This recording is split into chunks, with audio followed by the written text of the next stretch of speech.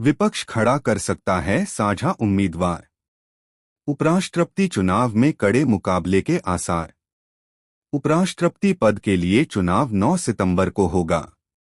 भाजपा के नेतृत्व वाले एनडीए से मुकाबले के लिए विपक्ष साझा उम्मीदवार खड़ा कर सकता है। ऐसे में कड़ा मुकाबला होने के आसार हैं।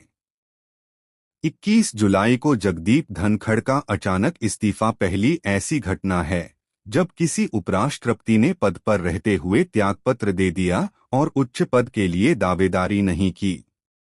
इस्तीफे के समय धनखड़ का कार्यकाल 2 साल से अधिक बचा था।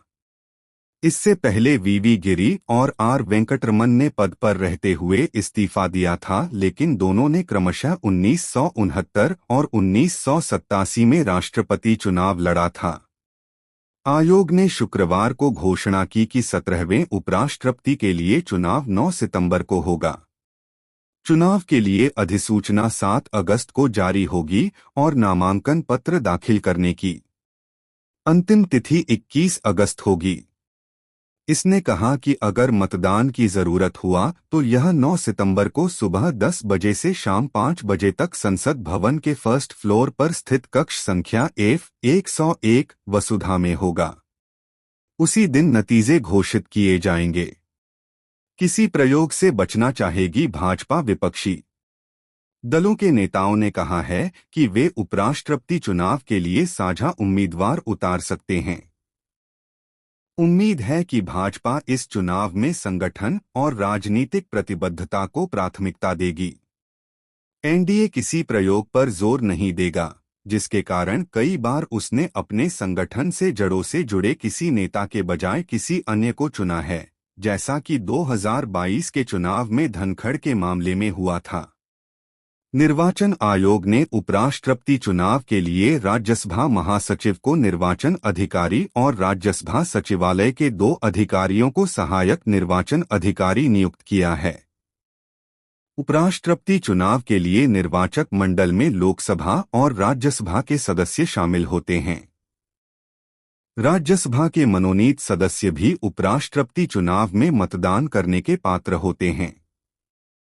उपराष्ट्रपति चुनाव के लिए निर्वाचक मंडल में राज्यसभा के 233 निर्वाचित सदस्य, राज्यसभा के 12 मनोनीत सदस्य और लोकसभा के 543 सदस्य शामिल होते हैं। सीटों का समीकरण समझिए। राज्यसभा में 5 और लोकसभा में 1 सीट खाली है, जिससे निर्वाचक मंडल की प्रभावी संख्या 782 है। ऐसे में जीतने वाले उम्मीदवार को 391 मतों की आवश्यकता होगी, बशर्ते सभी पात्र मतदाता अपने मताधिकार का प्रयोग करें। आगामी चुनाव में सत्तारूढ़ राजग को बढ़त हासिल है। लोकसभा की 543 सीट में से 1 सीट पश्चिम बंगाल में बशीरहाट रिक्त है, जबकि 245 सदस्यीय राज्यसभा में 5 सीट खाली हैं। राज्यसभा में 5 खाली सीट में से 4 जम्मू कश्मीर से और 1 पंजाब से है। लोकसभा में भाजपा के नेतृत्व वाले एनडीए को 542 सदस्यों में से 293 का समर्थन प्राप्त है। सत्तारूढ़ गठबंधन को राज्यसभा प्रभावी सदस्य संख्या 240 में 129 सदस्यों का समर्थन प्राप्त है, बशर्ते कि मनोनीत सदस्य राजग उम्मीदवार के समर्थन में मतदान करें। सत्तारूढ़ गठबंधन को कुल 422 सदस्यों का समर्थन प्राप्त है।